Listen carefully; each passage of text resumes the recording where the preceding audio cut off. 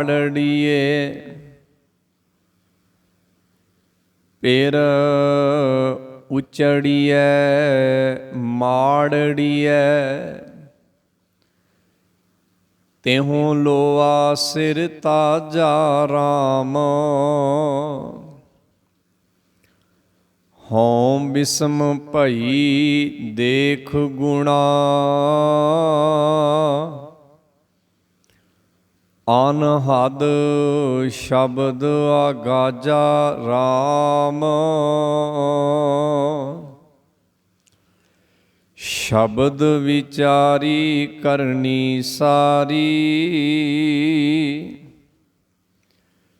ਰਾਮ ਨਾਮ ਨਿਸ਼ਾਨੋ ਨਾਮ ਬਿਨਾ ਖੋਟੇ ਨਹੀਂ ਠਾਹਰ ਨਾਮ ਰਤਨ ਪਰਵਾਣੋ ਪਤ ਮਤ ਪੂਰੀ ਪੂਰਾ ਪਰਵਾਨਾ ਨਾ ਆਵੇ ਨਾ ਜਾਸੀ ਨਾਨਕ ਗੁਰਮੁਖ ਆਪ ਛਾੜੈ ਪ੍ਰਭ ਜੈਸੇ ਅਬਿਨਾਸ਼ੀ ਨਾਨਕ ਗੁਰਮੁਖ ਆਪ ਛਾੜੈ ਪ੍ਰਭ ਜੈਸੇ ਅਬਿਨਾਸ਼ੀ।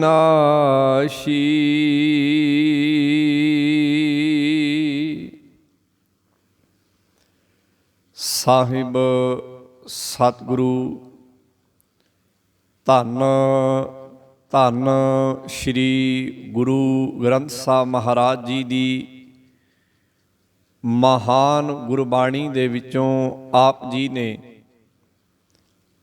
ਪਾਵਨ ਅੰਗ 764 ਤੇ ਸੁਭਾਇਮਾਨ ਗੁਰੂ ਨਾਨਕ ਸਾਹਿਬ ਮਹਾਰਾਜ ਜੀ ਦਾ ਉਚਾਰਨ ਕੀਤਾ ਹੋਇਆ ਰਾਗ ਸੂਹੀ ਦੇ ਅੰਦਰ ਸ਼ੰਤ ਰੂਪ ਵਿੱਚ ਦਰਜ ਸ਼ਬਦ ਦੇ ਵਿੱਚੋਂ ਸ਼ਬਦ ਦੇ ਚੌਥੇ ਬੰਦ ਦਾ ਪਾਠ ਸ਼ਰਵਣ ਕੀਤਾ ਹੈ। ਇਹ ਸ਼ਬਦ ਦਾ ਅਖੀਰਲਾ ਬੰਦ ਹੈ। ਕੁੱਲ 4 ਬੰਦ ਹਨ ਇਸ ਸ਼ੰਤ ਰੂਪੀ ਸ਼ਬਦ ਦੇ ਵਿੱਚ। ਅੱਜ ਦੇ ਦੀਵਾਨ ਅੰਦਰ ਅਖੀਰਲੇ ਬੰਦ ਦੀ ਵਿਚਾਰ ਆਪ ਜੀ ਦੇ ਨਾਲ ਗੁਰੂ ਗ੍ਰੰਥ ਸਾਹਿਬ ਮਹਾਰਾਜ ਜੀ ਦੀ ਮਹਿਰਮਤ ਦਾ ਸਦਕਾ ਸਾਂਝੀ ਕੀਤੀ ਜਾਵੇਗੀ। ਇੱਕ ਵਾਰ ਗੁਰੂ ਬਖਸ਼ੀ ਹੋਈ ਫਤਿਹ ਪ੍ਰਵਾਨ ਕਰਨੀ, ਪਿਆਰ ਸਹਿਤ ਕਹਿਣਾ ਜੀ ਵਾਹਿਗੁਰੂ ਜੀ ਕਾ ਖਾਲਸਾ ਵਾਹਿਗੁਰੂ ਜੀ ਕੀ ਫਤਿਹ। ਸਤਿਗੁਰੂ ਗੁਰੂ ਗ੍ਰੰਥ ਸਾਹਿਬ ਮਹਾਰਾਜ ਜੀ ਦੀ ਪਵਿੱਤਰ ਬਾਣੀ ਦੇ ਅੰਦਰ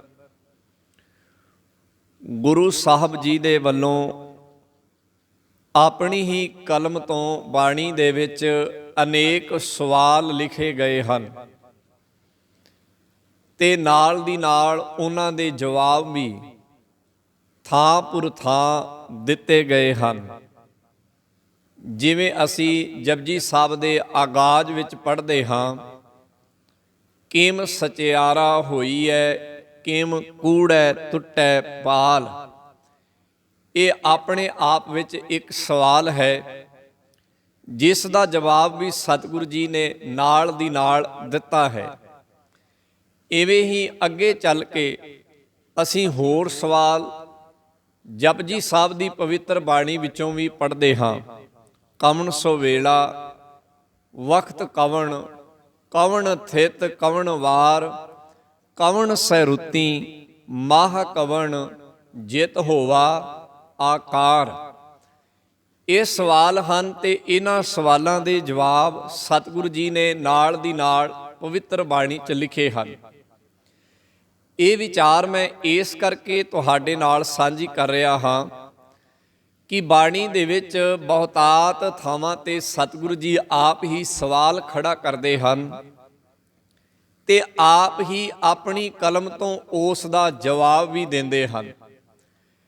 ਕਈ ਥਾਵਾਂ ਤੇ ਉਸ ਦਾ ਜਵਾਬ ਦੇਣ ਲੱਗਿਆਂ ਉਸ ਸਵਾਲ ਨਾਲ ਸੰਬੰਧਿਤ ਅਨੇਕ ਪਹਿਲੂ ਜਿਹੜੇ ਹਨ ਉਹ ਸਾਡੇ ਸਾਹਮਣੇ ਉਭਾਰ ਕੇ ਰੱਖਦੇ ਹਨ।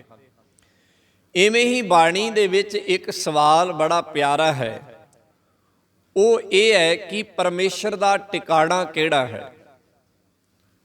ਟਿਕਾਣੇ ਦਾ ਭਾਵ ਹੈ ਉਹਦਾ ਟਿਕਾ ਕਿੱਥੇ ਹੈ, ਜਿਸ ਨੂੰ ਅਸੀਂ ਘਰ ਵੀ ਕਹਿ ਸਕਦੇ ਹਾਂ, ਜਿਸ ਨੂੰ ਉਸ ਦਾ ਰਹਿਣ ਦਾ ਅਸਥਾਨ ਵੀ ਕਹਿ ਸਕਦੇ ਹਾਂ।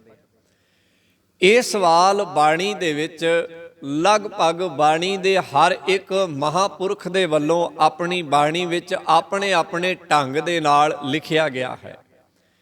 35 ਮਹਾਂਪੁਰਖਾਂ ਦੇ ਬਚਨ ਪੜ੍ਹਾਂਗੇ। 35 ਦੇ 35 ਮਹਾਂਪੁਰਖ ਇਸ ਸਵਾਲ ਨੂੰ ਆਪਣੇ ਹੀ ਕਲਮ ਤੋਂ ਆਪਣੇ ਹੀ ਢੰਗ ਨਾਲ ਆਪਣੀ ਬਾਣੀ ਵਿੱਚ ਥਾਂ ਪੁਰ ਥਾਂ ਲਿਖਦੇ ਹਨ, ਕਿਉਂਕਿ ਇਹ ਇੱਕ ਬੜਾ ਅਹਿਮ ਸਵਾਲ ਹੈ ਕਿ ਉਹਦਾ ਟਿਕਾਣਾ ਕਿਹੜਾ ਹੈ।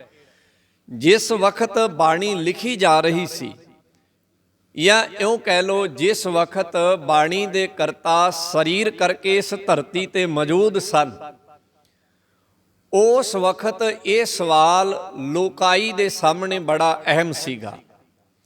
ਆਮ ਬੰਦੇ ਇਸ ਭਰਮ ਵਿੱਚ ਜੀ ਰਹੇ ਸਨ ਕਿ ਉਹ ਵਾਹਿਗੁਰੂ ਕਰਤਾ ਪੁਰਖ ਰਹਿੰਦਾ ਤੇ ਰਹਿੰਦਾ ਕਿੱਥੇ ਹੈ। ਕੁਝ ਬੰਦਿਆਂ ਨੇ ਇਸ ਸਵਾਲ ਦੇ ਜਵਾਬ ਆਪਣੀ ਮਤ ਦੇ ਮੁਤਾਬਕ ਲੱਭੇ ਵੀ, ਜਿਵੇਂ ਅਸੀਂ ਜੋਗੀਆਂ ਸਿੱਧਾਂ ਦਾ ਜ਼ਿਕਰ ਕਰਦੇ ਹਾਂ।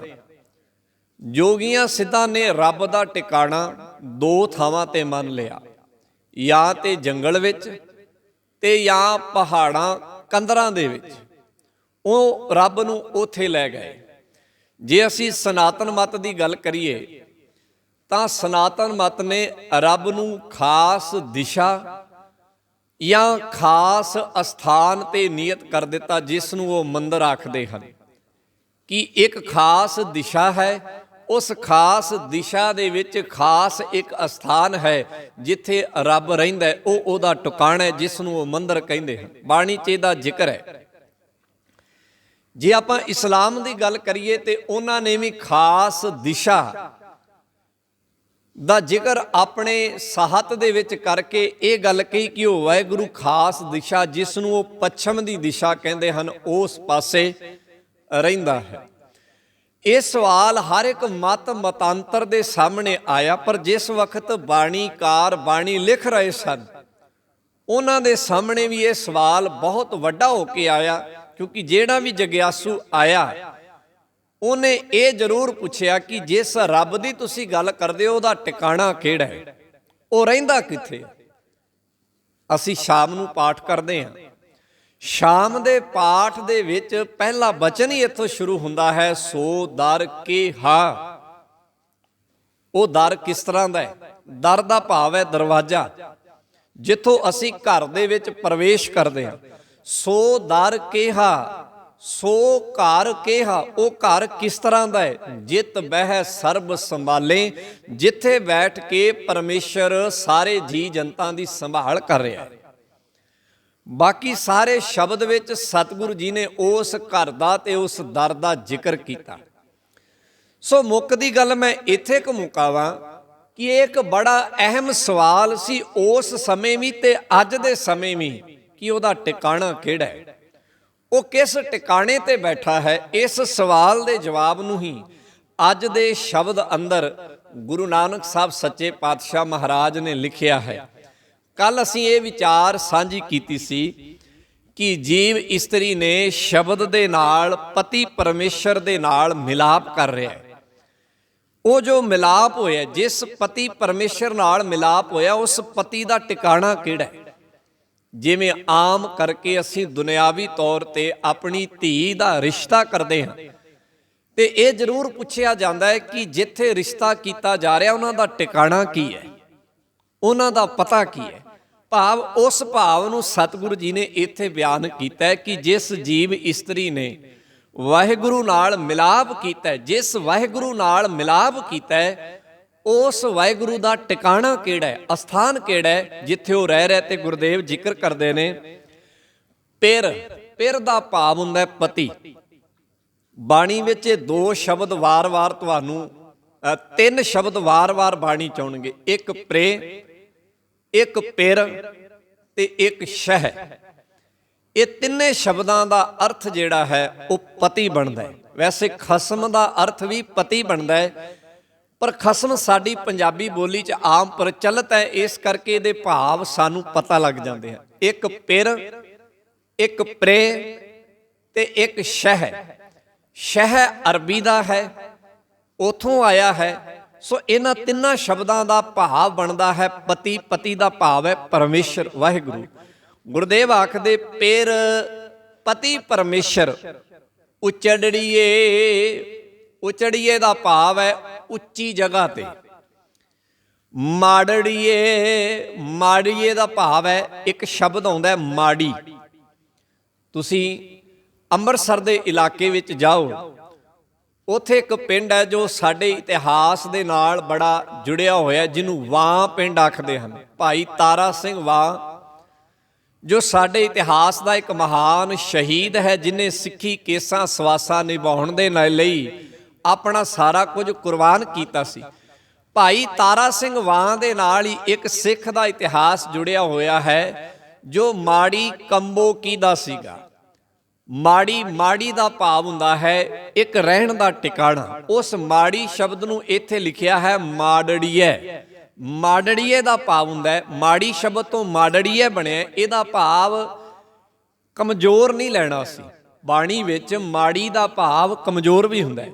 ਆਪਾਂ ਕਿਸੇ ਬੰਦੇ ਨੂੰ ਨਿਰਬਲ ਦੱਸਣਾ ਹੋਵੇ ਤੇ ਆਪਾਂ ਕਹਿੰਦੇ ਬੜਾ ਮਾੜਾ ਹੋ ਗਿਆ, ਤੇ ਜੇ ਕਿਸੇ ਔਰਤ ਨੂੰ ਮਾੜਾ ਦੱਸਣਾ ਹੋਵੇ ਤੇ ਆਪਾਂ ਕਹਿੰਦੇ ਆ ਬੜੀ ਮਾੜੀ ਹੋ ਗਈ। ਪਰ ਇੱਥੇ ਮਾੜੀ ਦਾ ਭਾਵ ਕਮਜ਼ੋਰ ਨਹੀਂ ਹੈ। ਇੱਥੇ ਮਾੜੀ ਦਾ ਭਾਵ ਹੈ ਇੱਕ ਰਹਿਣ ਦਾ ਟਿਕਾਣਾ, ਜਿਹੜਾ ਬੜਾ ਸੋਹਣਾ ਤੇ ਬੜਾ ਉੱਚਾ ਹੈ।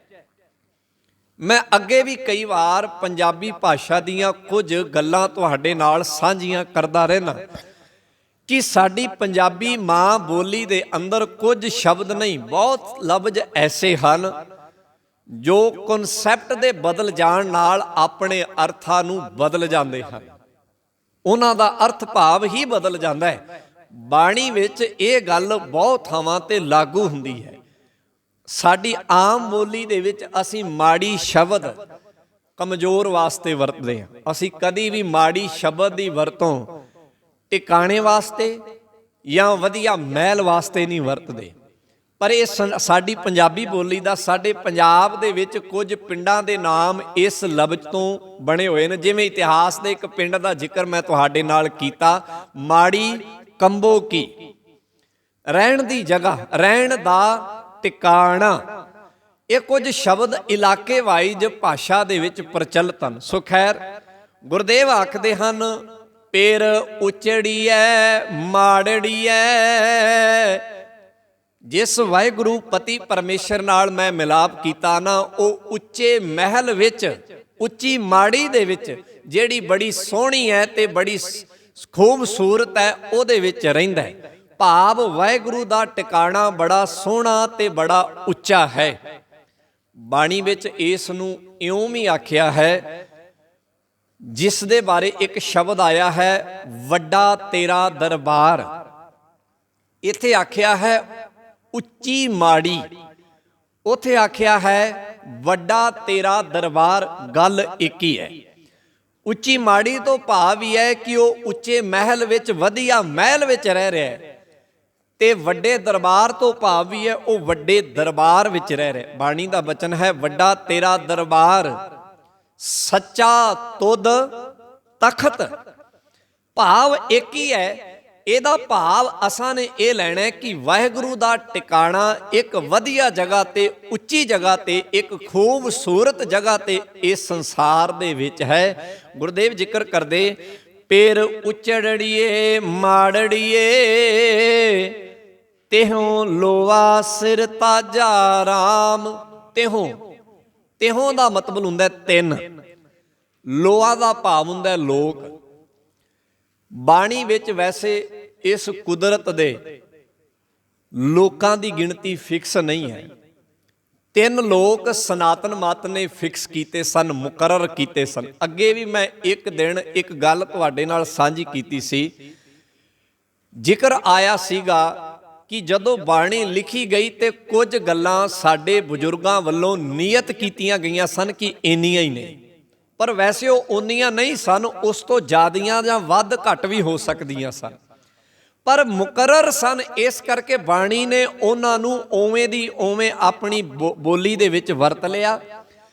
ਪਰ ਜਿੱਥੇ ਬਾਣੀ ਨੇ ਆਪਣੇ ਵਿਚਾਰ ਦਿੱਤੇ ਉੱਥੇ ਇਹ ਗੱਲ ਲਿਖ ਦਿੱਤੀ ਕਿ ਇਸ ਚੀਜ਼ ਦੀ ਗਿਣਤੀ ਮੁਕਰਰ ਨਹੀਂ। ਜਿਵੇਂ ਉਦਾਹਰਣ ਦੇ ਤੌਰ ਤੇ ਬਾਣੀ 'ਚ ਤੁਸੀਂ 84 ਲੱਖ ਜੂਨਾਂ ਦਾ ਵਾਰ-ਵਾਰ ਜ਼ਿਕਰ ਪੜੋਗੇ। 84 ਲੱਖ ਜੂਨ ਉਪਾਈ, ਮਾਨਸ ਕੋ ਪ੍ਰਭ ਦੀ ਵਡਿਆਈ, ਜਾਂ ਪੜ੍ਹਦੇ ਹੋ 184 ਭ੍ਰਮ ਤਿਆਂ ਦੁਲੱਭ ਜਨਮ ਪਾਇਓਏ। ਹੁਣ ਇਹ ਗਿਣਤੀ ਜਿਹੜੀ ਹੈ ਇਹ ਸਿੱਖ ਮਤ ਵੱਲੋਂ ਮੁਕਰਰ ਨਹੀਂ ਕੀਤੀ ਗਈ, ਇਹ ਸਨਾਤਨ ਮਤ ਵੱਲੋਂ ਮੁਕਰਰ ਕੀਤੀ ਗਈ ਸੀ। ਪਰ ਸਿੱਖ ਮਤ ਨੇ ਇਸ ਲਫ਼ਜ਼ ਨੂੰ ਆਪਣੇ ਸਾਹਿਤ ਵਿੱਚ ਇਉਂ ਦਾ ਇਉਂ ਲੈ ਲਿਆ। ਜਿੱਥੇ ਗੱਲ ਗਿਣਤੀ ਦੀ ਆਈ ਕਿ ਰੱਬ ਨੇ ਇਸ ਸੰਸਾਰ ਵਿੱਚ ਕੀ 84 ਲੱਖ ਹੀ ਪੈਦਾ ਕੀਤੇ ਨੇ, ਇਸ ਤੋਂ ਵੱਧ ਨਹੀਂ ਪੈਦਾ ਕੀਤੇ, ਤਾਂ ਉੱਥੇ ਬਾਣੀ ਨੇ ਆਪਣਾ ਫੈਸਲਾ ਇਹ ਦੇ ਦਿੱਤਾ, ਲੇਖਾ ਹੋਏ ਤਾਂ ਲਿਖੀਐ, ਲੇਖਾ ਹੋਏ ਵਿਨਾਸ਼। ਕਿ ਕੁਦਰਤ ਨੂੰ ਲੇਖੇ ਵਿੱਚ ਲਿਖਿਆ ਨਹੀਂ ਜਾ ਸਕਦਾ, ਗਿਣਤੀਆਂ ਮਿਣਤੀਆਂ ਵਿੱਚ ਮਿਣਿਆ ਨਹੀਂ ਜਾ ਸਕਦਾ। ਹਾਂ, ਪ੍ਰਚਲਿਤ ਸ਼ਬਦ ਨੂੰ ਗੁਰੂ ਸਾਹਿਬ ਨੇ ਲੋਕਾਂ ਨੂੰ ਆਪਣੀ ਗੱਲ ਸਮਝਾਉਣ ਦੇ ਵਾਸਤੇ ਆਪਣੀ ਬੋਲੀ 'ਚ ਵਰਤ ਲਿਆ। ਇਵੇਂ ਗੱਲ ਆਈ ਸੀ 16 ਸ਼ਿੰਗਾਰਾਂ ਦੀ, ਕਿਉਂਕਿ ਪ੍ਰਚਲਿਤ ਸਨ, ਇਸ ਕਰਕੇ ਗੁਰਬਾਣੀ ਨੇ 16 ਸ਼ਿੰਗਾਰਾਂ ਦਾ ਜ਼ਿਕਰ ਬਾਣੀ 'ਚ ਆ ਗਿਆ। ਇਵੇਂ ਹੀ ਜ਼ਿਕਰ ਆਇਆ ਸੀਗਾ 36 ਪ੍ਰਕਾਰ ਦੇ ਭੋਜਨਾਂ ਦਾ, ਪ੍ਰਚਲਿਤ ਸੀਗਾ, ਬਾਣੀ ਨੇ ਉਹਨਾਂ ਨੂੰ ਆਪਣੇ ਵਿੱਚ ਵਰਤ ਲਿਆ। ਭੋਜਨ ਤੇ ਅਨੇਕ ਪ੍ਰਕਾਰ ਦੇ ਹਨ। ਬਾਣੀ 'ਚ ਇਸ ਗੱਲ ਦਾ ਵੀ ਜ਼ਿਕਰ ਹੈ ਕਿ ਵਾਹਿਗੁਰੂ ਨੇ ਇਸ ਕੁਦਰਤ ਵਿੱਚ ਅਨੇਕ ਤਰ੍ਹਾਂ ਦੇ ਖਾਣ ਪਾਨ ਪੈਦਾ ਕੀਤੇ ਹਨ। ਸੋ ਇਹ ਜਿਹੜੀਆਂ ਗਿਣਤੀਆਂ ਆਈਆਂ ਨੇ ਬਾਣੀ ਵਿੱਚ, ਇਹ ਇਸ ਕਰਕੇ ਆਈਆਂ ਨੇ ਕਿਉਂਕਿ ਸਮਾਜ ਵਿੱਚ ਪ੍ਰਚਲਿਤ ਸਨ। ਮੈਂ ਇਸ ਕਰਕੇ ਇਹਦਾ ਜ਼ਿਕਰ ਕਰ ਰਿਹਾ ਕਿ ਆਪਾਂ ਭੁਲੇਖਾ ਨਾ ਖਾ ਜਾਈਏ, ਆਪਾਂ ਕਿਤੇ ਇਹ ਨਾ ਸਮਝ ਲਈਏ ਕਿ ਬਾਣੀ ਕਹਿੰਦੀ ਹੈ 3 ਹੀ ਲੋਕ ਨੇ। ਨਹੀਂ, ਬਾਣੀ ਕਹਿੰਦੀ ਹੈ ਇਸ ਕੁਦਰਤ ਦੇ ਕਿੰਨੇ ਕੁ ਲੋਕ ਨੇ ਇਹਦੇ ਬਾਰੇ ਕਿਸੇ ਨੂੰ ਪਤਾ ਨਹੀਂ ਹੈ। ਇਹਦੇ ਅੰਤ ਬਾਰੇ ਤੇ ਇਹਦੇ ਬਾਅਦ ਬਾਰੇ ਕਿਸੇ ਨੂੰ ਪਤਾ ਨਹੀਂ ਹੈ। ਬਾਣੀ ਇਹ ਕਹਿੰਦੀ ਹੈ। ਹਾਂ, ਪ੍ਰਚਲਿਤ ਸ਼ਬਦ ਸੀਗਾ, ਇਸ ਕਰਕੇ ਵਰਤ ਲਿਆ ਗਿਆ ਕਿਉਂਕਿ ਲੋਕਾਂ ਵਿੱਚ ਇਹ ਗੱਲ ਪਹੁੰਚੀ ਹੋਈ ਸੀ ਕਿ 3 ਹੀ ਲੋਕ ਨੇ, 3 ਤੋਂ ਜ਼ਿਆਦਾ ਨਹੀਂ। ਪਰ ਬਾਣੀ ਜਦੋਂ ਇਹਦੇ ਬਾਰੇ ਕਹਿੰਦੀ ਹੈ ਤੇ ਉੱਥੇ ਬਾਣੀ ਦਾ ਇਹ ਫੈਸਲਾ ਹੈ ਕਿ ਜਿੱਥੇ ਗੁਰਦੇਵ ਕਹਿੰਦੇ ਨੇ ਕਿ ਅੰਤ ਨਾ ਸਿਫਤੀ ਕਹਿਣ ਨਾ ਅੰਤ, ਅੰਤ ਨਾ ਕਰਨੇ, ਉਹਦੇ ਜਿਹੜੇ ਕਰਨੇ ਨੇ, ਕਰਨੇ ਦਾ ਭਾਵ ਹੈ ਜੋ ਉਹਨੇ ਪੈਦਾ ਕੀਤਾ ਉਹਦਾ ਕੋਈ ਅੰਤ ਨਹੀਂ। ਬਾਣੀ ਇਹ ਫੈਸਲਾ ਦਿੰਦੀ ਹੈ। ਸੋ ਇਸ ਗੱਲ ਨੂੰ ਅਸੀਂ ਸਮਝ ਕੇ ਚੱਲਣ ਦੀ ਕੋਸ਼ਿਸ਼ ਕਰਨੀ ਹੈ। ਕਿਤੇ ਇਹ ਭੁਲੇਖਾ ਨਾ ਖਾ ਜਿਓ ਕਿ ਗੁਰੂ ਨੇ ਇਹਨੂੰ ਲਿਖਿਆ ਹੈ ਤੇ ਗੁਰੂ ਮੰਨਦਾ ਵੀ ਹੈ ਕਿ 3 ਲੋਕ ਨੇ। ਨਹੀਂ, ਮੈਂ ਅੱਗੇ ਇੱਕ ਦਿਨ ਇੱਕ ਗੱਲ ਸਾਂਝੀ ਕੀਤੀ ਸੀ, ਅੱਜ ਫੇਰ ਦੁਬਾਰਾ ਸਾਂਝੀ ਕਰ ਰਿਹਾ ਕਿ ਕਈ ਵਾਰ ਐਸਾ ਹੁੰਦਾ ਹੈ ਕਿ ਕਿਸੇ ਗੱਲ ਨੂੰ ਸਮਝਾਉਣ ਦੇ ਲਈ ਕਿਸੇ ਦੂਸਰੇ ਦੀ ਉਦਾਹਰਣ ਲੈ ਕੇ ਫਿਰ ਗੁਰਦੇਵ ਆਪਣੀ ਗੱਲ ਕਰਦੇ ਨੇ। ਅੱਜ ਵੀ ਹੈ। ਤੁਸੀਂ ਕਿਸੇ ਯੂਨੀਵਰਸਿਟੀ ਦੇ ਪੜ੍ਹੇ ਲਿਖੇ ਸੱਜਣ ਦੇ ਕੋਲ ਬੈਠੋ ਜੋ ਕਿਸੇ ਖਾਸ ਵਿਸ਼ੇ ਤੇ ਅਧਿਐਨ ਕਰ ਰਿਹਾ ਹੈ, ਥੀਸਿਸ ਲਿਖ ਰਿਹਾ, ਜਿਹਨੂੰ ਆਪਾਂ PhD ਦਾ ਥੀਸਿਸ ਕਹਿੰਦੇ ਆ। ਉਹਦੇ ਥੀਸਿਸ ਨੂੰ ਪੜ੍ਹੋ ਜਿਹਦੇ ਵਿੱਚ ਉਹ ਕਿਸੇ ਵਿਸ਼ੇ ਬਾਰੇ ਨਿਚੋੜ ਕੱਢਦਾ ਹੈ। ਉਹਦੇ 'ਚ ਤੁਸੀਂ ਦੇਖੋਗੇ ਕੀ ਹੁੰਦਾ ਹੈ ਕਿ ਉਹ ਅਲੱਗ-ਅਲੱਗ ਵਿਦਵਾਨਾਂ ਦੇ ਹਵਾਲੇ ਦਿੰਦਾ ਹੈ ਕਿ ਫਲਾਣੇ ਵਿਦਵਾਨ ਨੇ ਇਸ ਗੱਲ ਬਾਰੇ ਇਹ ਗੱਲ ਕਹੀ ਹੈ, ਫਲਾਣੇ ਨੇ ਇਹ ਗੱਲ ਕਹੀ ਹੈ, ਫਲਾਣਾ ਇਸ ਤਰ੍ਹਾਂ ਕਹਿੰਦਾ ਹੈ। ਫਿਰ ਉਹ ਆਪਣਾ ਨਿਚੋੜ ਕੇ ਲਿਖਦਾ ਹੈ ਕਿ ਮੇਰਾ ਮੰਨਣਾ ਇਹਦੇ ਬਾਰੇ ਇਹ ਹੈ। ਜਿਹੜਾ ਸੱਜਣ ਕਿਸੇ ਖਾਸ ਵਿਸ਼ੇ ਬਾਰੇ ਅਧਿਐਨ ਕਰਦਾ ਹੈ, ਇਵੇਂ ਬਾਣੀ ਦੇ ਵਿੱਚ ਹੈ। ਸਤਿਗੁਰ ਨੇ ਚੀਜ਼ਾਂ ਨੂੰ ਵਿਚਾਰਿਆ ਹੈ, ਦੂਜਿਆਂ ਨੂੰ ਵੀ ਪਹਿਲ ਦਿੱਤੀ ਹੈ ਕਿ ਭਾਈ ਫਲਾਣਾ ਇਉਂ ਕਹਿੰਦਾ ਹੈ, ਫਲਾਣਾ ਇਉਂ ਕਹਿੰਦਾ ਹੈ, ਉਹ ਇਸ ਤਰ੍ਹਾਂ ਕਹਿੰਦਾ, ਮੇਰਾ ਮੰਨਣਾ ਇਹ ਹੈ, ਫੈਸਲਾ ਤੁਸੀਂ ਕਰੋ ਕਿ ਤੁਹਾਨੂੰ ਕੀ ਠੀਕ ਲੱਗਦਾ। ਇਹ ਗੱਲ ਸਤਿਗੁਰੂ ਜਪਜੀ ਸਾਹਿਬ ਵਿੱਚ ਹੀ ਸਾਨੂੰ ਸਮਝਾ ਕੇ ਗਏ। ਸਾਡਾ ਇਹ ਭੁਲੇਖਾ ਰਹਿ ਗਿਆ ਕਿ ਕਈ ਵਾਰ ਐਸਾ ਹੋਇਆ ਜਿਹੜੀ ਗੱਲ ਸਤਿਗੁਰ ਨੇ ਦੂਜਿਆਂ ਕੋਲੋਂ ਲਈ, ਕਈ ਵਾਰੀ ਅਸੀਂ ਉਸ ਨੂੰ ਹੀ ਗੁਰਮਤਿ ਸਮਝ ਬੈਠੇ। ਮੈਂ ਦੀ ਇੱਕ ਉਦਾਹਰਨ ਤੁਹਾਡੇ ਸਾਹਮਣੇ ਦਵਾਂ। ਸਾਡੇ ਵਿੱਚ ਤੀਰਥਾਂ ਦੀ ਕੋਈ ਮਹਾਨਤਾ ਨਹੀਂ। ਬਾਣੀ ਕਹਿੰਦੀ ਹੈ ਗੁਰੂ ਦਾ ਸ਼ਬਦ ਹੀ ਸਭ ਤੋਂ ਵੱਡਾ ਤੀਰਥ ਹੈ, ਨਾਮ ਹੀ ਸਭ ਤੋਂ ਵੱਡਾ ਤੀਰਥ ਹੈ, ਨਾਮ ਤੋਂ ਉੱਪਰ ਕੋਈ ਚੀਜ਼ ਨਹੀਂ। ਆਪਾਂ ਬਾਣੀ 'ਚ ਪੜ੍ਹਦੇ ਹਾਂ, ਤੀਰਥ ਨਹਾਵਣ ਜਾਓ ਤੀਰਥ ਸ਼ਬਦ ਹੈ, ਤੀਰਥ ਨਹਾਵਣ ਜਾਓ ਤੀਰਥ ਸ਼ਬਦ ਹੈ, ਨਾਮ ਹੈ। ਬਾਣੀ ਨੇ ਨਾਮ ਨੂੰ, ਸ਼ਬਦ ਨੂੰ, ਅੰਤਰ ਗਿਆਨ ਨੂੰ ਤੀਰਥ ਮੰਨਿਆ ਹੈ। ਪਰ ਸਾਡੇ ਸੱਜਣਾ ਨੇ ਬਾਣੀ ਦੀਆਂ ਕੁਝ ਪੰਕਤੀਆਂ ਐਸੀਆਂ ਚੱਕੀਆਂ ਤੇ ਉਹਦੇ ਤੋਂ ਇਉਂ ਬਣਾ ਦਿੱਤਾ ਕਿ ਜਿਵੇਂ ਗੁਰੂ ਸਾਹਿਬ ਕਹਿ ਰਹੇ ਹੋਣ ਕਿ ਭਾਈ ਤੀਰਥਾਂ ਤੇ ਨਹਾਇਆ ਹੀ ਸਾਰੀ ਗੱਲ ਨਿਬੜਨੀ ਹੈ। ਬਾਣੀ ਦੀ ਇੱਕ ਪੰਕਤੀ ਉਹਨਾਂ ਨੇ ਚੁੱਕੀ, ਤੀਰਥ ਨਹਾਈਐ ਸੁਖ ਫਲ ਪਾਈਐ, ਬੱਸਾਂ ਦੇ ਅੱਗੇ ਲਿਖਵਾ ਦਿੱਤੀ। ਲਿਖਣ ਵਾਲਿਆਂ ਲਿਖ ਦਿੱਤੀ, ਪੜ੍ਹਨ ਵਾਲਿਆਂ ਪੜ੍ਹ ਲਈ, ਸਾਰਾ ਕੁਝ ਹੋ ਗਿਆ। ਪਰ ਇਹ ਨਹੀਂ ਵੇਖਿਆ ਕਿ ਇਹ ਗੱਲ ਲਿਖੀ ਸਤਿਗੁਰ ਨੇ ਹੈ, ਪਰ ਕਈ ਸਤਿਗੁਰ ਨੇ ਨਹੀਂ। ਫਿਰ ਸਮਝੋ, ਮੈਂ ਜਿਹੜੀ ਗੱਲ ਫਿਰ ਤੁਹਾਨੂੰ ਦ੍ਰਿੜ ਕਰਵਾ ਰਿਹਾ, ਦੁਹਰਾ ਰਿਹਾ ਹਾਂ ਕਿ ਕਈ ਸਤਿਗੁਰ ਨੇ ਹੈ, ਪਰ ਲਿਖੀ ਸਤਿਗੁਰ ਨੇ, ਕਈ ਸਤਿਗੁਰ ਨੇ ਨਹੀਂ। ਜਦੋਂ ਤੁਸੀਂ ਇਹਨੂੰ ਬਾਣੀ 'ਚ ਜਾ ਕੇ ਪੜੋਗੇ, ਲਿਖੀ ਸਤਿਗੁਰ ਦੀ ਹੈ, ਕਈ ਸਤਿਗੁਰ ਦੀ ਨਹੀਂ। ਦੇਖੋ ਦੋਵਾਂ ਗੱਲਾਂ 'ਚ ਫਰਕ ਹੁੰਦਾ ਹੈ, ਦੋਵਾਂ ਗੱਲਾਂ 'ਚ ਬੜਾ ਫਰਕ ਹੈ। ਇੱਕ ਹੁੰਦਾ ਕਿਸੇ ਨੇ ਕਹਿਣੀ ਤੇ ਕਿਸੇ ਨੇ ਲਿਖਣੀ, ਇੱਕ ਹੁੰਦਾ ਕਈ ਵੀ ਉਸੇ ਨੇ ਹੈ ਤੇ ਲਿਖੀ ਵੀ ਉਸੇ ਨੇ ਹੈ। ਹੁਣ ਇਹ ਜਿਹੜੀ ਗੱਲ ਹੈ, ਇਹ ਕਈ ਕਿਸੇ ਹੋਰ ਨੇ ਹੈ, ਲਿਖੀ ਸਤਿਗੁਰ ਨੇ ਹੈ। ਕਈ ਕਿੰਨੇ ਹੈ? ਉਸੇ ਪੰਕਤੀ ਨੂੰ ਜਦੋਂ ਪੂਰਾ ਪੜੋਗੇ ਤੇ ਤੁਹਾਨੂੰ ਪਤਾ ਲੱਗ ਜਾਏਗਾ ਕਈ ਕਿੰਨੇ ਹੈ। ਮੈਂ ਫਿਰ ਤੁਹਾਡੇ ਸਾਹਮਣੇ ਰੱਖ ਰਿਹਾ, ਤੀਰਥ ਨਹਾਈਐ ਸੁਖ ਫਲ ਪਾਈਐ, ਮੈਲ ਨ ਲਾਗੈ ਕਾਈ, ਗੋਰਖ ਪੂਤ ਲੋਹਾਰੀ ਪਾ ਬੋਲੇ।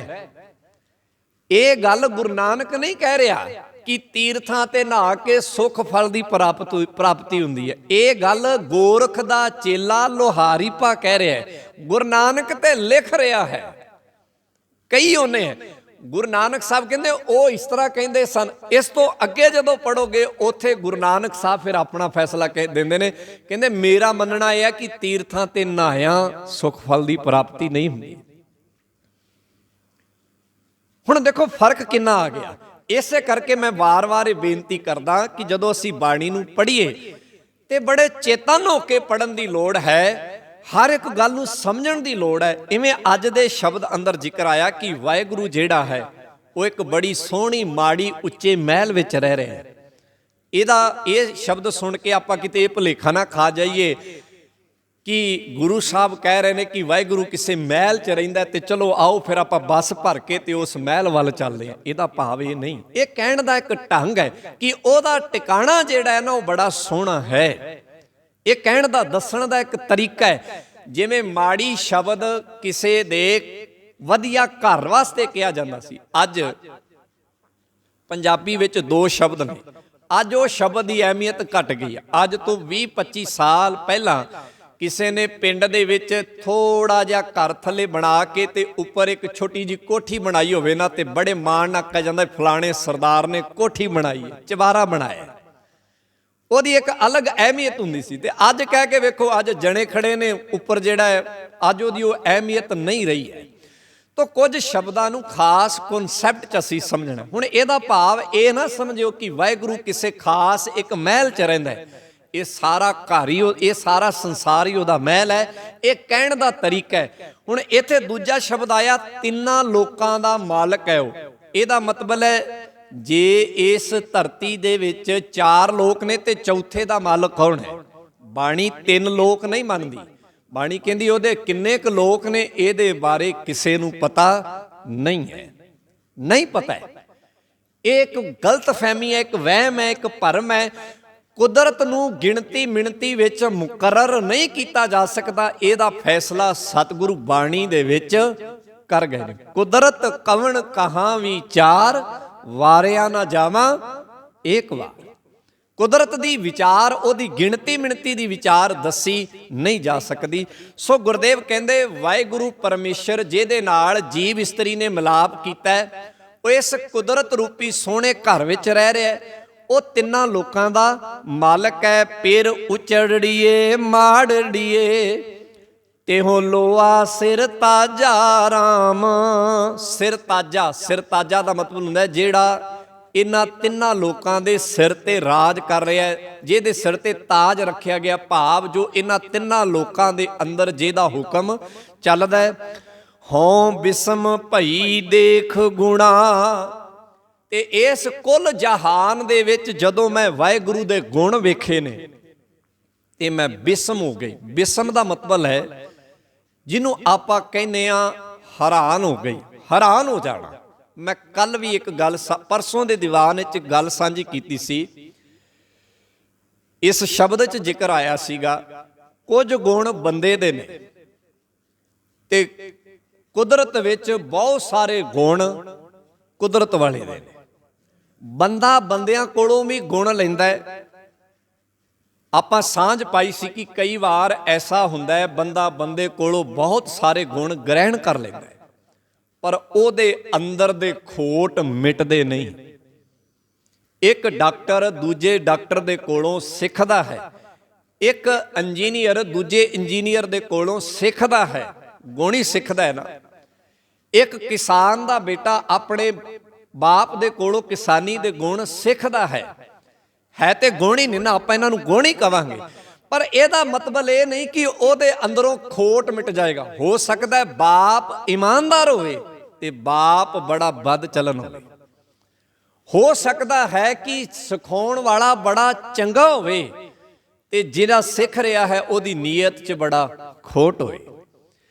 ਇਸੇ ਕਰਕੇ ਸਤਿਗੁਰ ਨੇ ਬਾਣੀ 'ਚ ਦੋ ਚੀਜ਼ਾਂ ਨੂੰ ਅਲੱਗ-ਅਲੱਗ ਰੱਖਿਆ। ਜਿਹੜਾ ਆਪਾਂ ਪੜ੍ਹਦੇ ਆ ਨਾ, ਮਾਨੁਖ ਕੀ ਟੇਕ ਬਿਰਥੀ ਸਭ ਜਾਣ, ਇਹਦਾ ਭਾਵ ਇਹੀ ਹੈ ਕਿ ਬੰਦਾ ਬੰਦੇ ਨੂੰ ਜਿਹੜੇ ਗੁਣ ਦਿੰਦਾ ਹੈ ਨਾ, ਉਹ ਗੁਣਾ ਬੰਦੇ ਦੇ ਅੰਦਰੋਂ ਉਹਦੇ ਖੋਟ ਨੂੰ ਮਿਟਾ ਨਹੀਂ ਸਕਦੇ, ਪਰ ਜੋ ਗੁਣ ਵਾਹਿਗੁਰੂ ਤੇ ਗੁਰੂ ਦਿੰਦਾ ਹੈ ਉਹ ਗੁਣ ਬੰਦੇ ਦੇ ਅੰਦਰੋਂ ਬੈਠੇ ਹੋਏ ਖੋਟ ਨੂੰ ਮਿਟਾ ਦਿੰਦੇ ਹਨ।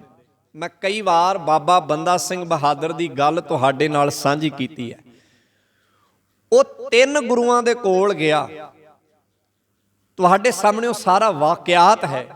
ਉਹ ਬਾਬਾ ਬੰਦਾ ਸਿੰਘ ਬਹਾਦਰ ਦੇ ਅੰਦਰੋਂ ਉਹ ਗੁਰੂ ਉਹ ਚੀਜ਼ ਪੈਦਾ ਨਹੀਂ ਕਰ ਸਕੇ ਜੋ ਚੀਜ਼ ਗੁਰੂ ਗੋਬਿੰਦ ਸਿੰਘ ਨੇ ਉਹਦੇ ਅੰਦਰੋਂ ਪੈਦਾ ਕਰ ਦਿੱਤੀ ਹੈ। ਫਰਕ ਕੀ ਹੈ? ਕਹਾਉਂਦੇ ਤੇ ਉਹ ਵੀ ਗੁਰੂ ਸਨ, ਮੱਥਾ ਤੇ ਉਹਨਾਂ ਦੇ ਅੱਗੇ ਵੀ ਟੇਕਿਆ ਸੀ। ਲੰਮਾ ਸਮਾਂ ਬੰਦਾ ਸਿੰਘ ਬਹਾਦਰ ਉਹਨਾਂ ਦੇ ਨਾਲ ਕਦੀ ਇਸ ਪਾਸੇ ਕਦੀ ਉਸ ਪਾਸੇ ਜਾਂਦਾ ਰਿਹਾ। ਫਰਕ ਕੀ ਹੈ? ਕੋਈ ਤੇ ਫਰਕ ਹੋਵੇਗਾ ਨਾ। ਉਹਨੇ ਜ਼ਿੰਦਗੀ ਦਾ ਇੱਕ ਅਹਿਮ ਸਫ਼ਰ ਉਹਨਾਂ ਦੇ ਨਾਲ ਬਤੀਤ ਕੀਤਾ ਹੈ। ਇਹਦਾ ਮਤਲਬ ਹੈ ਗੁਰੂ ਦੇ ਗੁਣਾਂ 'ਚ ਤੇ ਇੱਕ ਆਮ ਪਖੰਡੀ ਗੁਰੂ ਦੇ ਗੁਣਾਂ ਵਿੱਚ ਬੜਾ ਫਰਕ ਹੈ। ਸੋ ਇਸ ਗੱਲ ਨੂੰ ਅਸੀਂ ਅੰਤਰ ਕਰਕੇ ਚੱਲੀਏ। ਸੋ ਗੁਰਦੇਵ ਕਹਿੰਦੇ ਨੇ, ਕਹਿੰਦੇ ਹਉ ਬਿਸਮ ਭਈ ਦੇਖ ਗੁਣਾ। ਮੈਂ ਇਸ ਕੁਦਰਤ ਵਿੱਚ ਵਾਹਿਗੁਰੂ ਦੇ ਗੁਣ ਵੇਖ ਕੇ ਬਿਸਮ ਹੋ ਗਈ ਹਾਂ, ਹੈਰਾਨ ਹੋ ਗਈ ਹਾਂ। ਮੇਰੀ ਹੈਰਾਨਗੀ ਦਾ ਕੋਈ ਟਿਕਾਣਾ ਨਹੀਂ ਰਿਹਾ ਕਿ ਇਸ ਕੁਦਰਤ ਵਾਲੇ ਨੇ ਇਸ ਕੁਦਰਤ ਦੇ ਵਿੱਚ ਕਿੰਨੇ ਕੁ ਮਹਾਨ ਗੁਣ ਜਿਹੜੇ ਹਨ ਉਹ ਪਰੋਏ ਹੋਏ ਹਨ, ਵਸਾਏ ਹੋਏ ਹਨ। ਗੁਰਦੇਵ ਅੱਗੇ ਜ਼ਿਕਰ ਕਰਦੇ, ਅਨਹਦ ਸ਼ਬਦ ਗਾਜਾ ਰਾਮ। ਅਨਹਦ, ਇਸ ਸ਼ਬਦ ਨੂੰ ਧਿਆਨ ਨਾਲ ਸਮਝਣਾ ਜੀ। ਇਹ ਇੱਕ ਆਵਾਜ਼ ਦਾ ਨਾਮ ਹੈ, ਇੱਕ ਆਵਾਜ਼ ਹੈ, ਆਵਾਜ਼ਾਂ ਦੇ ਨਾਮ ਨੇ। ਜਿਵੇਂ ਸਾਜ਼ਾਂ ਦੇ ਵਿੱਚੋਂ ਆਵਾਜ਼ ਨਿਕਲਦੀ ਹੈ, ਅਨੇਕ ਭਾਂਤ ਦਾ ਨਾਦ ਨਿਕਲਦਾ ਹੈ। ਹਰ ਇੱਕ ਨਾਦ ਦੀ ਅਲੱਗ-ਅਲੱਗ ਨਾਮ ਜਿਹੜੇ ਨੇ ਉਹ ਨਾਦਕਾਰਾਂ ਨੇ ਦਿੱਤੇ ਹੋਏ ਨੇ। ਬਾਣੀ ਕਹਿੰਦੀ ਹੈ ਅਨਹਦ ਨਾਦ ਉਹ ਨਾਦ ਹੈ ਜਿਹੜਾ ਦੋ ਚੀਜ਼ਾਂ ਦੇ ਟਕਰਾਉਣ ਤੋਂ ਬਿਨਾਂ ਪੈਦਾ ਹੁੰਦਾ ਹੈ। ਦੁਨੀਆ 'ਚ ਜਿੰਨੇ ਵੀ ਨਾਦ ਨੇ ਉਹ ਦੋ ਚੀਜ਼ਾਂ ਦੇ ਟਕਰਾਉਣ ਤੋਂ ਪੈਦਾ ਹੁੰਦੇ ਹਨ। ਆ ਪੱਖੇ ਚੱਲ ਰਹੇ ਨੇ, ਹਵਾ ਦੇ ਨਾਲ ਟਕਰਾ ਰਹੇ ਨੇ ਤੇ ਇੱਕ ਖਾਸ ਤਰ੍ਹਾਂ ਦੀ ਆਵਾਜ਼ ਸਾਡੇ ਕੰਨਾਂ 'ਚ ਗੂੰਜ ਰਹੀ ਹੈ। ਸੋ ਇਹਨੂੰ ਅਨਹਦ ਨਾਦ ਨਹੀਂ ਕਹਿੰਦੇ। ਅਨਹਦ ਨਾਦ ਉਹ ਹੈ ਜਿਹੜਾ ਦੋ ਚੀਜ਼ਾਂ ਦੇ ਟਕਰਾਉਣ ਤੋਂ ਬਿਨਾਂ ਪੈਦਾ ਹੁੰਦਾ, ਭਾਵ ਜੋ ਇਕੱਲਾ ਹੀ ਹੈ, ਆਪਣੇ ਆਪ 'ਚ ਆਪ ਹੀ ਪੈਦਾ ਹੋਇਆ, ਕੋਈ ਉਹਨੂੰ ਦੂਜਾ ਪੈਦਾ ਕਰਨ ਵਾਲਾ ਨਹੀਂ ਹੈ। ਤੇ ਉਹ ਕੀ ਹੈ? ਉਹ ਹੁਕਮ ਹੈ। ਹੁਕਮ ਕਿਸੇ ਵਿੱਚੋਂ ਪੈਦਾ ਨਹੀਂ ਹੁੰਦਾ, ਉਹ ਇਕੱਲਾ ਹੀ ਚੱਲ ਰਿਹਾ। ਹੁਕਮ ਨੂੰ ਗੁਰਦੇਵ ਨੇ ਪਵਿੱਤਰ ਬਾਣੀ ਵਿੱਚ ਅਨਹਦ ਨਾਦ ਆਖਿਆ, ਕਿਉਂ ਇਕੱਲਾ ਹੀ ਹੈ। ਹੁਕਮ ਨੂੰ ਕੋਈ ਦੋ ਬੰਦੇ ਨਹੀਂ ਚਲਾ ਰਹੇ। ਮੰਨ ਲਓ ਇਸ ਕੁਦਰਤ ਤੇ ਕੋਈ ਹੁਕਮ ਲਾਗੂ ਹੋਇਆ, ਉਹ ਹੁਕਮ ਨੂੰ ਕੋਈ ਦੂਸਰਾ ਬੰਦਾ ਲਾਗੂ ਨਹੀਂ ਕਰ ਰਿਹਾ। ਸਰਕਾਰਾਂ ਨੇ ਕੁਝ ਹੁਕਮ ਬਣਾਉਂਦੀਆਂ ਨੇ, ਕੋਈ ਹੁਕਮ ਲਾਗੂ ਕਰਦੀਆਂ ਨੇ, ਇਸ ਤਰ੍ਹਾਂ ਹੀ ਹੁੰਦਾ ਹੈ। ਪਰ ਕਹਿੰਦੇ ਜਿਹੜਾ ਹੁਕਮ ਹੈ ਇਹ ਅਨਹਦ ਨਾਦ ਹੈ। ਅਨਹਦ ਨਾਦ ਦਾ ਭਾਵ ਕੋਈ ਖਾਸ ਆਵਾਜ਼ ਨਹੀਂ ਕਿ ਤੁਸੀਂ ਕੰਨ ਲਾ ਕੇ ਸੁਣੋਗੇ ਤੇ ਤੁਹਾਨੂੰ ਸੁਣੇਗੀ, ਨਹੀਂ। ਅਨਹਦ ਨਾਦ ਦਾ ਭਾਵ ਹੈ ਇੱਕ ਹੁਕਮ ਜਿਹੜਾ ਆਪਣੇ ਆਪ ਇਸ ਕੁਦਰਤ ਵਿੱਚ ਚੱਲ ਰਿਹਾ ਹੈ, ਜਿਹਨੂੰ ਕੋਈ ਦੂਜਾ ਚਲਾਉਣ ਵਾਲਾ ਨਹੀਂ ਹੈ, ਜਿਹਦੇ ਵਾਸਤੇ ਕਿਸੇ ਦੂਜੇ ਦੀ ਮਦਦ ਦੀ ਲੋੜ ਨਹੀਂ ਹੈ। ਤਾਂ ਗੁਰਦੇਵ ਕਹਿੰਦੇ ਅਨਹਦ ਸ਼ਬਦ ਅਗਾਜਾ ਰਾਮ। ਅਗਾਜਾ ਦਾ ਭਾਵ ਹੈ ਗੱਜਾ, ਗੱਜ ਰਿਹਾ ਹੈ, ਚੱਲ ਰਿਹਾ ਹੈ। ਜਿਹੜਾ ਵਾਹਿਗੁਰੂ ਦਾ ਸ਼ਬਦ ਰੂਪੀ ਹੁਕਮ ਹੈ, ਅਨਹਦ ਨਾਦ ਹੈ, ਉਹ ਇਸ ਪੂਰੀ ਕੁਦਰਤ ਵਿੱਚ ਆਪਣੇ ਆਪ ਚਲਾਏਮਾਨ ਹੈ, ਉਹਨੂੰ ਕੋਈ ਦੂਸਰਾ ਚਲਾ ਨਹੀਂ ਰਿਹਾ। ਗੁਰਦੇਵ ਜ਼ਿਕਰ ਕਰਦੇ ਸ਼ਬਦ ਵਿਚਾਰੀ ਕਰਨੀ ਸਾਰੀ, RAM ਨਾਮ ਨਿਸ਼ਾਨੋ। ਸ਼ਬਦ ਵਿਚਾਰੀ, ਜਿਸ ਜੀਵ ਇਸਤਰੀ ਨੇ ਵਾਹਿਗੁਰੂ ਦੇ ਸ਼ਬਦ ਦੀ ਵਿਚਾਰ ਕੀਤੀ। ਵਾਹਿਗੁਰੂ ਦਾ ਸ਼ਬਦ ਕਿਹੜਾ ਹੈ, ਇਹਦੇ ਬਾਰੇ ਦੋ ਗੱਲਾਂ ਨੇ ਬਾਣੀ 'ਚ। ਪਹਿਲੀ ਗੱਲ ਇਹ ਹੈ ਕਿ ਵਾਹਿਗੁਰੂ ਦਾ ਸ਼ਬਦ ਅੱਖਰਾਂ ਦੇ ਵਿੱਚ ਲਿਖਿਆ ਨਹੀਂ ਜਾ ਸਕਦਾ। ਪਹਿਲੀ ਇਹ ਗੱਲ ਹੈ, ਜਿਹੜਾ ਅਸੀਂ ਪੜ੍ਹਦੇ ਹਾਂ, ਹੁਕਮੀ ਹੋਵਣ ਆਕਾਰ ਹੁਕਮ ਨਾ ਕਹਿਆ ਜਾਏ। ਉਹਨੂੰ ਕਹਿਆ ਨਹੀਂ ਜਾ ਸਕਦਾ, ਉਹਨੂੰ ਸ਼ਬਦਾਂ ਦੁਆਰਾ ਬਿਆਨ ਨਹੀਂ ਕੀਤਾ ਜਾ ਸਕਦਾ ਕਿ ਕੋਈ ਕਵੇ ਕਿ ਉਹਦੇ ਬਾਰੇ ਸ਼ਬਦ ਲਿਖ ਦਿਓ। ਦੂਜਾ ਇਹ ਕਿਹਾ ਬਾਣੀ ਨੇ, ਕਹਿੰਦੇ ਅਖਰੀ ਨਾਮ ਅਖਰੀ ਸਾਲਾ, ਅਖਰੀ ਗਿਆਨ ਗੀਤ ਗੁਣ ਗਾ, ਅਖਰੀ ਲਿਖਣ ਬੋਲਣ ਬਾਣ, ਅੱਖਰਾਂ ਸਿਰ ਸੰਜੋਗ ਵਖਾਣ। ਪਰ ਵਾਹਿਗੁਰੂ ਨੇ ਗੁਰੂ ਨੂੰ ਇੱਕ ਖਾਸ ਤਾਕਤ ਬਖਸ਼ੀ ਹੈ ਕਿ ਉਹ ਵਾਹਿਗੁਰੂ ਦੇ ਉਸ ਅਪਾਰ ਹੁਕਮ ਨੂੰ ਕੁਝ ਸ਼ਬਦਾਂ ਦੇ ਵਿੱਚ ਕਹਿ ਕੇ ਸਾਡੇ ਤੱਕ ਪਹੁੰਚਾ ਗਿਆ। ਫਿਰ ਇਸ ਗੱਲ ਨੂੰ, ਇਸ ਨੁਕਤੇ ਨੂੰ ਦੁਬਾਰਾ ਫਿਰ ਸਮਝਿਓ। ਦੋ ਗੱਲਾਂ ਨੇ, ਇਹ ਵਾਰ-ਵਾਰ ਬਾਣੀ ਚ ਆਉਣਗੀਆਂ। ਇੱਕ ਇਹ ਆਏਗੀ ਕਿ ਉਹਦੇ ਹੁਕਮ ਨੂੰ ਕਿਹਾ ਨਹੀਂ ਜਾ ਸਕਦਾ, ਸ਼ਬਦਾਂ 'ਚ ਬਿਆਨਿਆ ਨਹੀਂ ਜਾ ਸਕਦਾ। ਤੇ ਦੂਜੀ ਇਹ ਆਏਗੀ ਕਿ ਵਾਹਿਗੁਰੂ ਨੇ ਗੁਰੂ ਨੂੰ ਖਾਸ ਬਲ ਦਿੱਤੀ ਹੈ, ਤਾਕਤ ਦਿੱਤੀ ਹੈ ਕਿ ਗੁਰੂ ਆਪਣੀ ਮਤ ਦੇ ਅਨੁਸਾਰ ਵਾਹਿਗੁਰੂ ਦੇ ਹੁਕਮ ਨੂੰ ਕੁਝ ਸ਼ਬਦਾਂ 'ਚ ਬਿਆਨ ਕੇ ਤੇ ਸਾਡੇ ਤੱਕ ਪਹੁੰਚਾ ਕੇ ਕਿ ਇਹਨਾਂ ਇਆਣੇ ਇਨਸਾਨਾਂ ਨੂੰ ਵਾਹਿਗੁਰੂ ਦਾ ਹੁਕਮ ਸਮਝ ਆ ਸਕੇ। ਜੋ ਅਸੀਂ ਪਵਿੱਤਰ ਬਾਣੀ ਪੜ੍ਹਦੇ ਹਾਂ ਇਹ ਹੋਰ ਕੁਝ ਨਹੀਂ ਹੈ। ਪਿੱਛੇ ਜੇ ਇੱਕ ਸ਼ਬਦ ਆਇਆ ਸੀਗਾ, ਮੈਂ ਕਹਿਆ ਸਭ ਹੁਕਮਾਓ ਜੀਓ। ਅਸੀਂ ਇੱਕ ਸ਼ਬਦ ਵਿਚਾਰਿਆ ਸੀ ਇੱਥੇ, ਹਉ ਆਇਆ ਦੂਰੋਂ ਚੱਲ ਕੇ ਮੈਂ ਤੱਕੀ ਤੋ ਸ਼ਰਨਾਏ ਜੀਓ। ਇਸ ਸ਼ਬਦ ਵਿੱਚ ਇੱਕ ਬਚਨ ਆਇਆ ਸੀਗਾ, ਹਉ ਆਪੋ ਬੋਲ ਨਾ ਜਾਣਦਾ।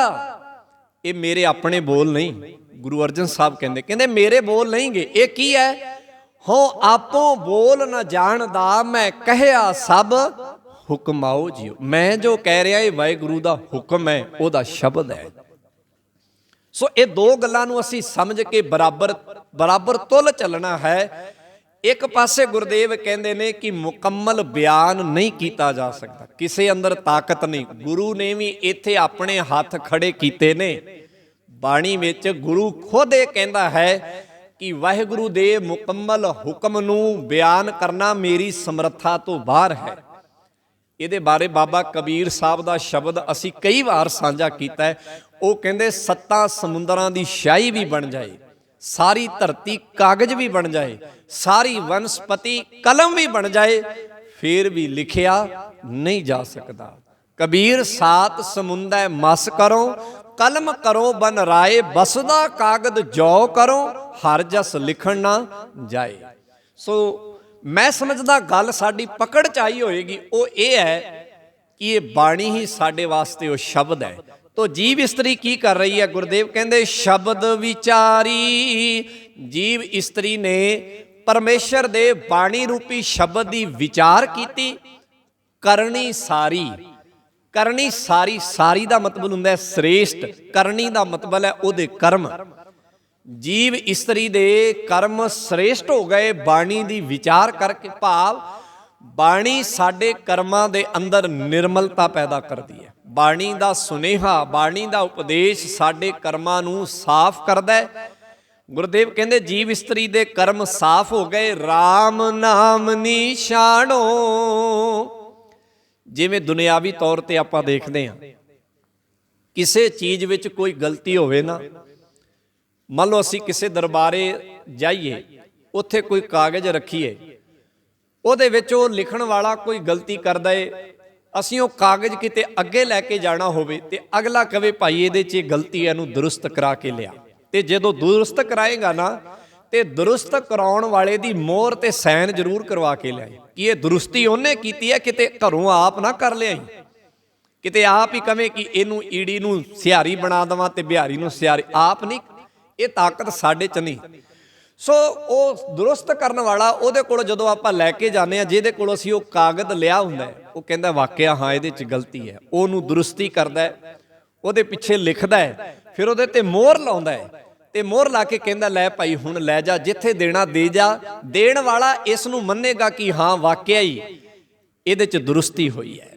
ਉਵੇਂ ਗੁਰਦੇਵ ਕਹਿੰਦੇ ਜਦੋਂ ਸਾਡੇ ਕਰਮਾਂ 'ਚ ਸ਼ਬਦ ਦੁਆਰਾ ਨਿਰਮਲਤਾ ਆਉਂਦੀ ਹੈ, RAM ਨਾਮ ਨਿਸ਼ਾਨੋ, ਇਹਦੇ ਤੇ ਰੱਬ ਦੇ ਨਾਮ ਦੀ ਮੋਹਰ ਲੱਗ ਜਾਂਦੀ, ਨਿਸ਼ਾਨ ਲੱਗ ਜਾਂਦਾ ਹੈ ਕਿ ਵਾਕਿਆ ਸਾਡੇ ਕਰਮਾਂ ਵਿੱਚ ਪਵਿੱਤਰਤਾ ਆ ਗਈ ਹੈ। RAM ਦਾ ਨਾਮ ਉਸ ਤਰ੍ਹਾਂ ਨਿਸ਼ਾਨ ਹੈ, ਉਸ ਤਰ੍ਹਾਂ ਦੁਰਸਤੀ ਹੈ, ਜਿਵੇਂ ਕਿਸੇ ਕਾਗਜ਼ ਵਿੱਚ ਗਲਤੀ ਹੋ ਜਾਏ ਤੇ ਕੋਈ ਗਲਤੀ ਲਿਖਣ ਵਾਲਾ ਉਸ ਨੂੰ ਦੁਰਸਤ ਕਰ ਦਿੰਦਾ। ਕਹਿੰਦੇ RAM ਦਾ ਨਾਮ ਤੇਰੇ ਕਰਮਾਂ 'ਚ ਆਈ ਹੋਈ ਗਲਤੀ ਨੂੰ ਦੁਰਸਤ ਕਰ ਦੇਗਾ, ਠੀਕ ਕਰ ਦੇਗਾ। ਗੁਰਦੇਵ ਅੱਗੇ ਜ਼ਿਕਰ ਕਰਦੇ, ਨਾਮ ਬਿਨਾ ਖੋਟੇ ਨਹੀਂ ਠਾਹਰ। ਨਾਮ ਤੋਂ ਬਿਨਾ, ਜਿਵੇਂ ਦੁਰਸਤੀ ਤੋਂ ਬਿਨਾ ਉਹ ਕਾਗਜ਼ ਕਿਸੇ ਕੰਮ ਦਾ ਨਹੀਂ, ਅਗਲਾ ਉਹਨੂੰ ਮੰਨਦਾ ਨਹੀਂ ਹੈ ਕਿ ਇਹਦੇ 'ਚ ਨਾਮ ਦੀ ਗਲਤੀ ਹੋ, ਇਹਦੇ 'ਚ ਅੱਖਰ ਦੀ ਗਲਤੀ ਹੋ, ਇਹ ਚੱਲਣਾ ਨਹੀਂ ਤੇਰਾ, ਇਹ ਫਾਈਲ ਰਿਜੈਕਟ ਹੋ ਜਾਣੀ ਆ। ਇਵੇਂ ਕਹਿੰਦੇ ਨਾਮ ਤੋਂ ਬਿਨਾ ਜਿਹੜੇ ਖੋਟੇ ਨੇ ਉਹਨਾਂ ਨੂੰ ਕਿਤੇ ਟਿਕਾਣਾ ਨਹੀਂ ਹੈ। ਨਾਮ ਬਿਨਾ ਖੋਟੇ ਨਹੀਂ ਠਾਹਰ, ਨਾਮ ਰਤਨ ਪਰਵਾਣੋ। ਨਾਮ ਰੂਪੀ ਰਤਨ ਦੁਆਰਾ ਹੀ ਹੇ ਮਨੁੱਖ ਤੂੰ ਪ੍ਰਵਾਨ ਹੋਏਗਾ, ਮੁਕੰਮਲ ਚੜੇਗਾ, ਤੇਰੇ ਅੰਦਰ ਦੁਰਸਤੀ ਆਏਗੀ। ਪਤ ਮਤ ਪੂਰੀ ਪੂਰਾ ਪਰਵਾਨਾ, ਨਾਮ ਹੀ ਤੇਰੀ ਇੱਜ਼ਤ ਨੂੰ ਪੂਰਾ ਕਰੇਗਾ, ਨਾਮ ਹੀ ਤੇਰੀ ਮਤ ਨੂੰ ਪੂਰਾ ਕਰੇਗਾ, ਤੇ ਨਾਮ ਹੀ ਤੇਰੇ ਪਰਵਾਨੇ ਨੂੰ, ਪਰਵਾਨੇ ਦਾ ਭਾਵ ਹੁੰਦਾ ਹੈ ਤੋਲਣ ਵਾਲਾ। ਜਿਹੜੇ ਵੱਟੇ ਦੁਕਾਨ ਤੇ ਰੱਖੇ ਹੁੰਦੇ ਹਨ, ਆਪਾਂ ਉਹਨਾਂ ਨੂੰ ਵੱਟਾ ਵੀ ਕਹਿੰਦੇ ਆ, ਉਹਨਾਂ ਨੂੰ ਪਰਵਾਨਾ ਵੀ ਕਹਿੰਦੇ ਆ, ਤੋਲਣ ਵਾਲਾ। ਕਹਿੰਦੇ ਨਾਮ ਤੇਰੀ ਇੱਜ਼ਤ ਨੂੰ ਪੂਰਾ ਕਰੇਗਾ, ਨਾਮ ਤੇਰੀ ਮਤ ਨੂੰ ਪੂਰਾ ਕਰੇਗਾ, ਤੇ ਨਾਮ ਤੈਨੂੰ ਉਹ ਪਰਵਾਨਾ ਦੇਗਾ ਜਦੋਂ ਉਹਦੇ ਨਾਲ ਤੂੰ ਤੋਲੇਗਾ, ਤੇ ਉਹ ਤੋਲਣਾ ਤੇਰਾ ਤੋਲਿਆ ਹੋਇਆ ਨਾ ਘੱਟ ਹੋਏਗਾ ਨਾ ਵੱਧ ਹੋਏਗਾ। ਨਾ ਆਵੇ ਨਾ ਜਾਸੀ, ਨਾ ਤੇਰਾ ਸੁਭਾਅ ਮਾੜਾ ਹੋਏਗਾ, ਨਾ ਤੇਰੇ ਸੁਭਾਅ ਦੇ ਅੰਦਰ ਬਦਲਾਵ ਆਏਗਾ, ਤੇਰਾ ਸੁਭਾਅ ਫਿਰੇਗਾ ਨਹੀਂ, ਇੱਕ ਥਾਂ ਤੇ ਟਿਕ ਜਾਏਗਾ। ਨਾਨਕ ਗੁਰਮੁਖ ਆਪ ਪਛਾਣੈ। ਨਾਨਕ ਇਹ ਗੱਲ ਆਖਦਾ, ਜੋ ਗੁਰੂ ਵਾਲਾ ਹੋ ਜਾਂਦਾ ਹੈ, ਗੁਰੂ ਦੇ ਦਰ ਤੇ ਢਹਿ ਪੈਂਦਾ ਹੈ, ਉਹ ਆਪਣੇ ਆਪੇ ਦੀ ਪਛਾਣ ਕਰ ਲੈਂਦਾ ਹੈ।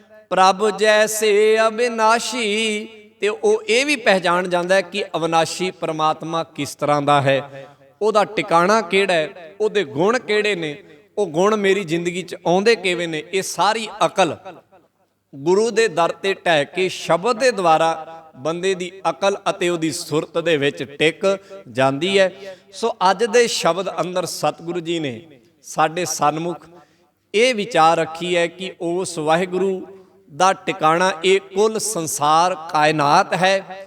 ਇਸ ਕਾਇਨਾਤ ਦੇ ਵਿੱਚ ਜੇ ਅਸੀਂ ਉਸ ਨੂੰ ਸਮਝਣਾ ਹੈ ਤੇ ਸਾਨੂੰ ਸ਼ਬਦ ਦੇ ਨੇੜੇ ਹੋਣਾ ਪਏਗਾ। ਸ਼ਬਦ ਸਾਡੇ ਕਰਮਾਂ ਦੇ ਵਿੱਚ ਆਈ ਹੋਈ ਗਲਤੀ ਨੂੰ, ਐਬ ਨੂੰ ਸਾਫ਼ ਕਰ ਦੇਗਾ, ਸਾਨੂੰ ਪਵਿੱਤਰ ਤੇ ਪਾਕ ਕਰ ਦੇਗਾ। ਇਹ ਸੁਨੇਹਾ ਸਤਿਗੁਰ ਨੇ ਸਾਡੇ ਤੱਕ ਪਹੁੰਚਾਇਆ ਹੈ। ਹੋਈਆਂ ਭੁੱਲਾਂ ਗਲਤੀਆਂ ਦੀ ਸਤ ਸੰਗੀ ਜਨਾਂ ਨੇ ਤੇ ਧੰਨ ਸ਼੍ਰੀ ਗੁਰੂ ਗ੍ਰੰਥ ਸਾਹਿਬ ਮਹਾਰਾਜ ਨੇ ਖਿਮਾ ਬਖਸ਼ਿਸ਼ ਕਰਨੀ। ਪਿਆਰ ਸਹਿਤ ਕਹੋ ਜੀ ਵਾਹਿਗੁਰੂ ਜੀ ਕਾ ਖਾਲਸਾ, ਵਾਹਿਗੁਰੂ ਜੀ ਕੀ ਫਤਿਹ।